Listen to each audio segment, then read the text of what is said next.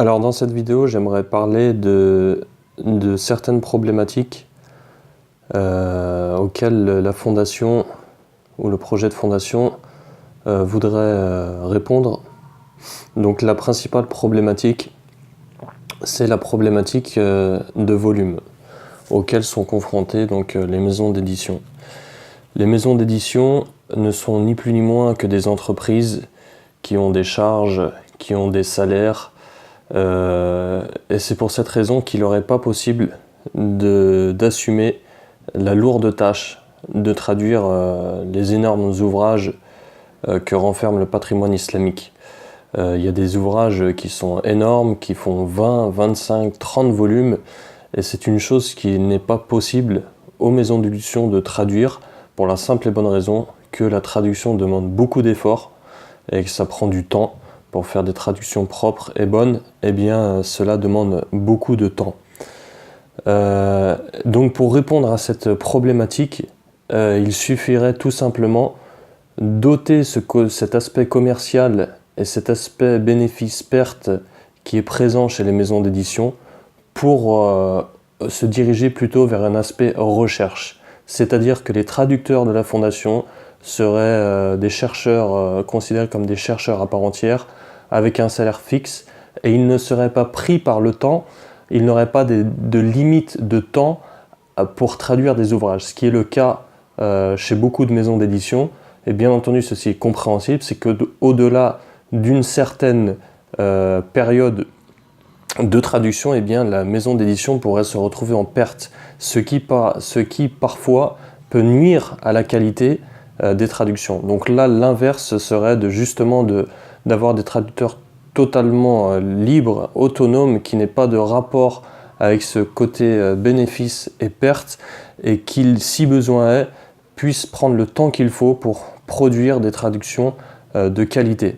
En même temps, donc répondre à la problématique des grands ouvrages qui techniquement et financièrement, les maisons d'édition présentes actuellement en France n'ont pas les moyens de traduire, ou si peut-être ils en avaient les moyens de traduire de la manière qu'il se doit, mais jusqu'à maintenant, de toute façon, ce n'est pas fait.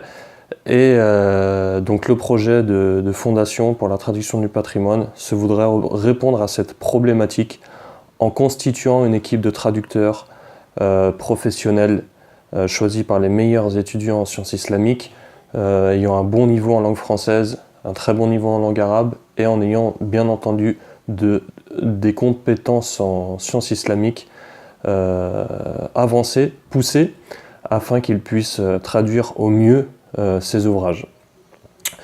Donc une deuxième problématique qui pourrait être citée, qui celle-ci toutefois pourrait être résolue par les maisons d'édition elles-mêmes, qui est la problématique de la compétence, comme cité précédemment.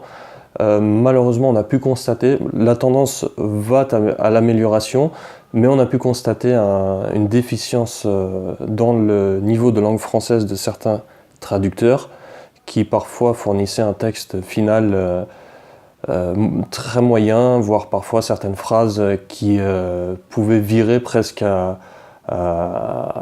qui pouvaient être parfois presque incompréhensibles. Cela est dû au fait que certains traducteurs ne sont pas des Français d'origine. Alors cette tendance, encore une fois, elle s'améliore depuis plusieurs années, donc le niveau de traduction s'améliore, mais elle a été présente surtout il y a une quinzaine d'années. Et donc voilà, ce que nous souhaiterions, c'est vraiment d'avoir un niveau de traduction élevé au final, avec un texte final en français qui soit vraiment digne de ce nom.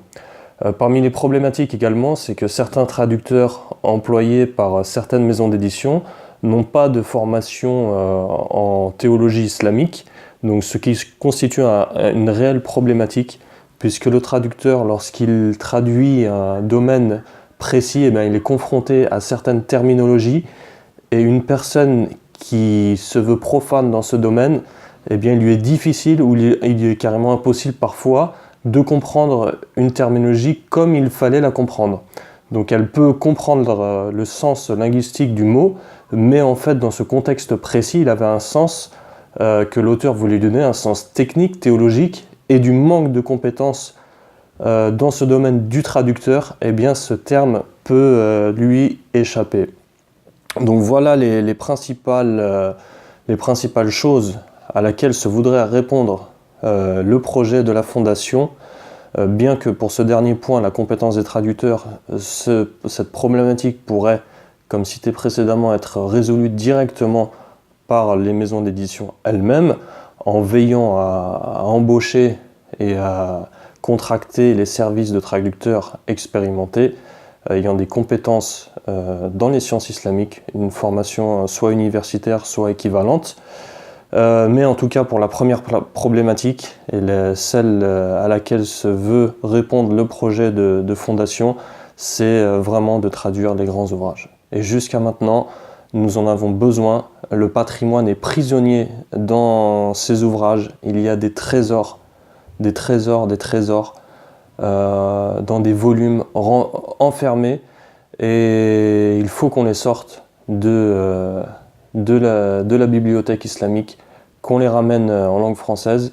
Dans de prochains audios, Inch'Allah Ta'ala, j'essaierai d'amener aussi d'autres projets qu'a la Fondation. J'essaie de présenter étape par étape et ne pas faire des choses trop ennuyantes, des audios trop ennuyants. Voilà, continuez à nous soutenir, merci beaucoup. Même si là jusqu'à maintenant, depuis quelques jours, on n'a pas eu énormément de donneurs, mais on en a eu. On a des gens qui nous suivent également sur Twitter et Facebook, sur YouTube. Donc merci pour ceux qui sont avec nous dès le début et qui y croient avec nous.